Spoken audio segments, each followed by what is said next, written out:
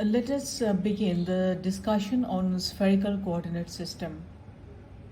In Cartesian or cylindrical coordinate system, we first discussed about 2D system, and then we switch it over from 2D to 3D.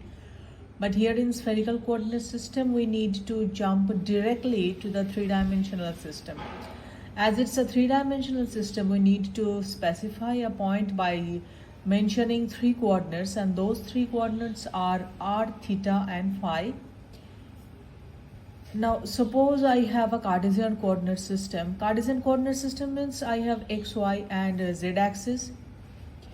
Now we need to define what are these r, theta and phi coordinates. Let me tell you one thing, that the origin of the Cartesian coordinate and this spherical coordinate, they coincide. If we take any arbitrary point P on the sphere, this is actually a sphere.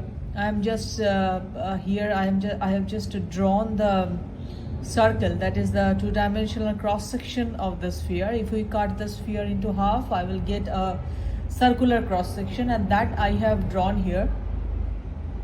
Now what is r? This r is simple, radius of this sphere. That is, it specify the radial distance. Now what is theta? Let me show you this. This is a sweet, and it's a very famous Indian sweet. This is z-axis, this is x-axis, and this is y-axis. For example, if we take a point P here, and I would like to specify the coordinates r, theta, phi. To specify this coordinate, then I need to join the origin. Let us imagine that it has this matchstick has reached the origin, and this is a z-axis, and the angle between this z-axis and this the line joining the point P and the origin, this angle is theta. Now what is the limits? This theta must the theta must obey. If this P is on this z-axis, then theta is equal to 0, and if this P is on the south pole of this sphere, then the theta will be equal to 180 degree. So limit of this theta is 0 to 180 degree. Let me tell you one thing, that if I put P here, and if I measure the angle theta, and if I take P here and measure the angle theta, and if these two thetas are same, then these two thetas are equivalent. It does not matter, well, I am measuring the angle this way, or I am measuring the angle from this side of the z-axis. Now if I drop a perpendicular from P to here is on the xy plane. If I cut this sphere from this portion, I'll get a circular cross section, I'll get a circular xy plane. And if I drop a perpendicular from P, from this P point on the sphere, on the xy plane, I will get a P prime point. So there will be a perpendicular from P to P prime, and if I join the origin and the P prime point over here, then the angle between the x-axis and that straight line which joins the origin and the P prime point gives me the angle phi. This is also called azimuthal angle. So in 2D diagram, here I have specified what is theta and what is phi. This is the P prime point, that is the foot of the perpendicular I have drawn from P to P prime, and the straight line joining origin and this P prime makes an angle phi with the x-axis. Now it is clear that this OP prime is not equal to r. This is r sine theta, and this similarly, this length along z-axis, this is r cos theta. Now we need to drop, we need to look into the projections from P prime on the x-axis and on the y-axis both in order to get the x and y conversion relations, because here I have already got a conversion relation for z-axis. Here I got that z equal to r cos theta. Then what will be x equal to, the conversion relation between the Cartesian and spherical polar coordinate for x and y axis. Let's check out that. Here are the projections from P prime to the x and y axis, and projection along this is r sin theta cos phi, and along y axis, on y axis the projection length is r sin theta sin phi. So this is my complete conversion relation between the x, y, z and the spherical coordinates of the spherical coordinate system. Now what will be the line integral? What will be the actually line segments? Let's find out the line segment along the radial direction. Along the radial direction only r changes, and the change happens in the direction of r hat or r cap. So DLR, that is the line segment along the radial direction, can be given by dr r hat, and dl phi, that is the line segment along the direction of the variation of phi, will be equal to r sin theta d phi, and the direction of this line segment will be along phi hat, because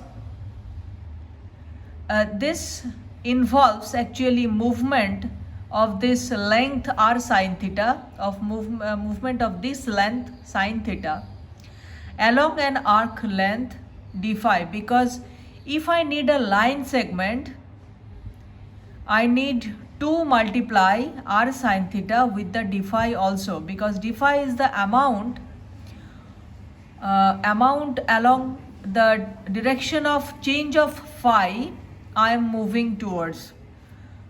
Similarly, along the direction of change of theta, the line segment dl theta is given by r d theta, theta hat. Now let's look into the surface area vectors. I will finish the brief discussion on the spherical coordinates by just discussing the surface area and what is the volume element for this coordinate system.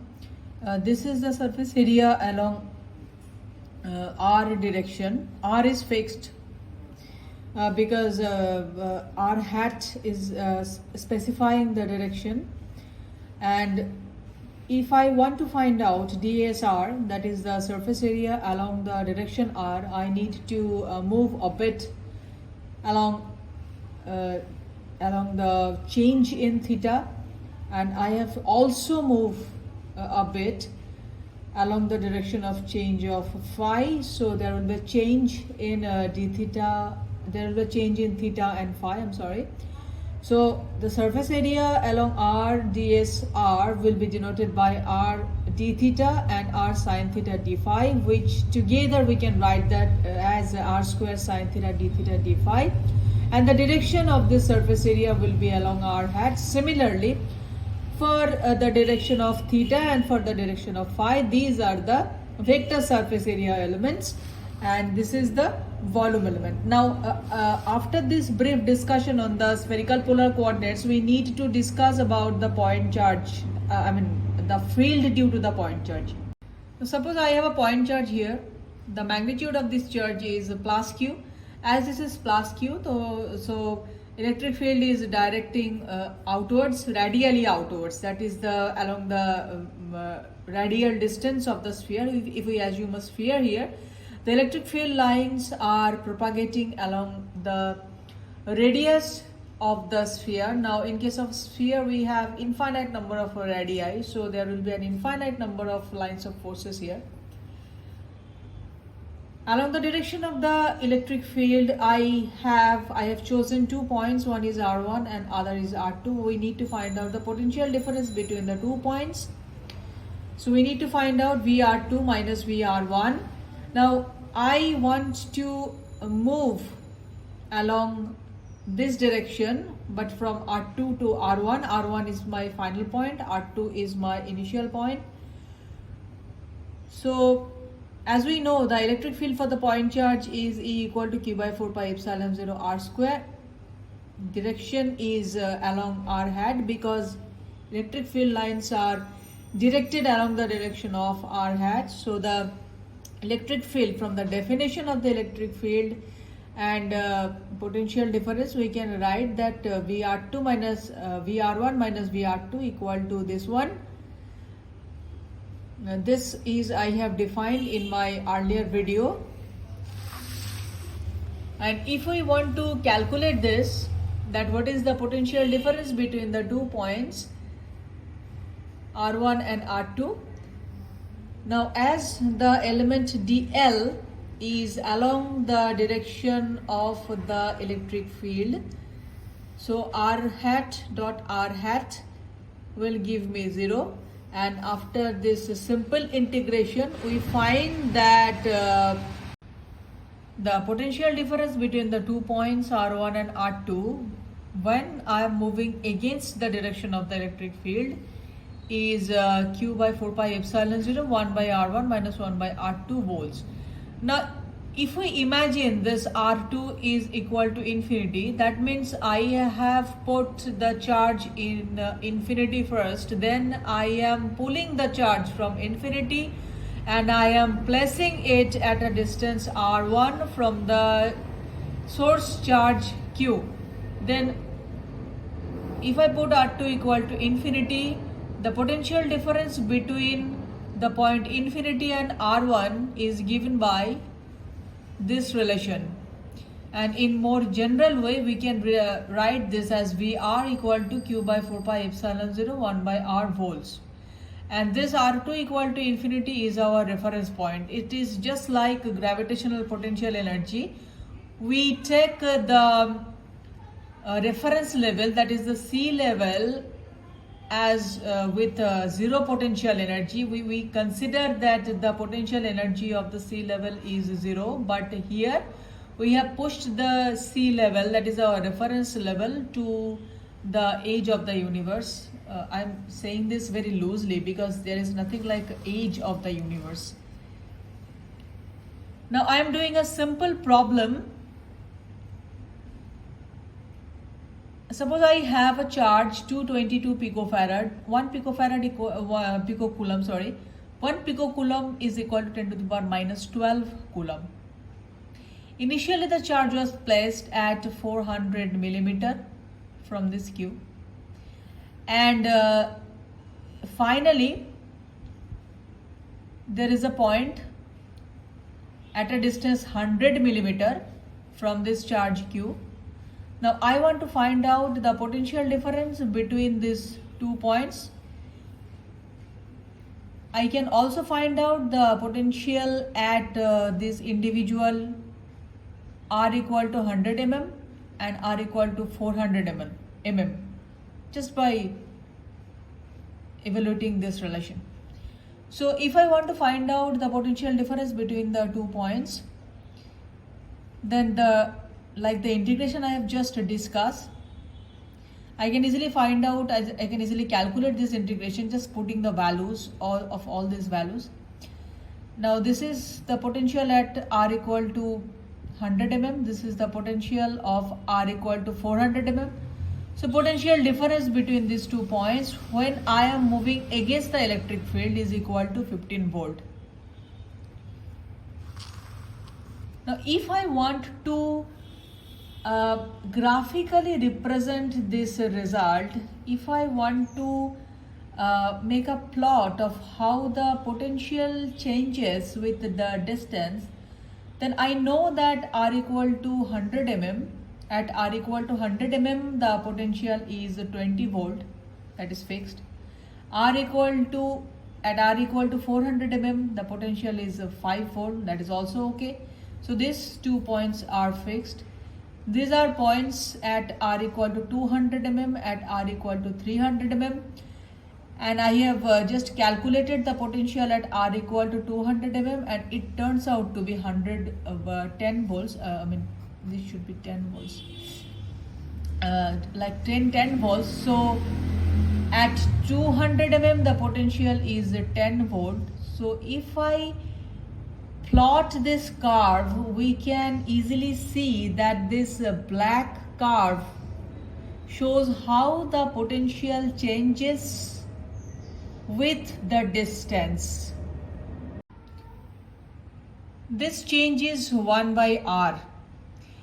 Now what I would like to emphasize, that if I try to find out the local slope here, when the distance changes from 100 to 200 mm, and if I want to find out the slope at this point, that is curve 1, then dy for this curve 1 will be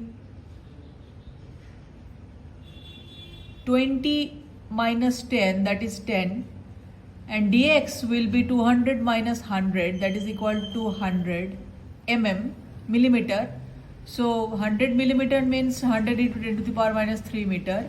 So here if I calculate, dy is 10 volts, dx is 100 into 10 to the power minus 3 meter, and this turns out to be 100 volt per meter. So the local slope for this curve number 1, let's say it, curve number 1 is 100 volt per meter. That means for each meter distance, the potential drops by 100 volts. But this slope changes if I consider curve 2. Curve 2 means if I consider the distance 100 mm and 400 mm, the potential change, that is the dy, will be 20 minus 5, which is equal to 15. Dx will be 400 minus 100 into 10 to the power minus 3, and this turns out to be 50 volt per meter. Which means if I look into the curve 2, which ranges from here to here, the potential change is not the same as we have found in case of curve 1. What is the significance of this?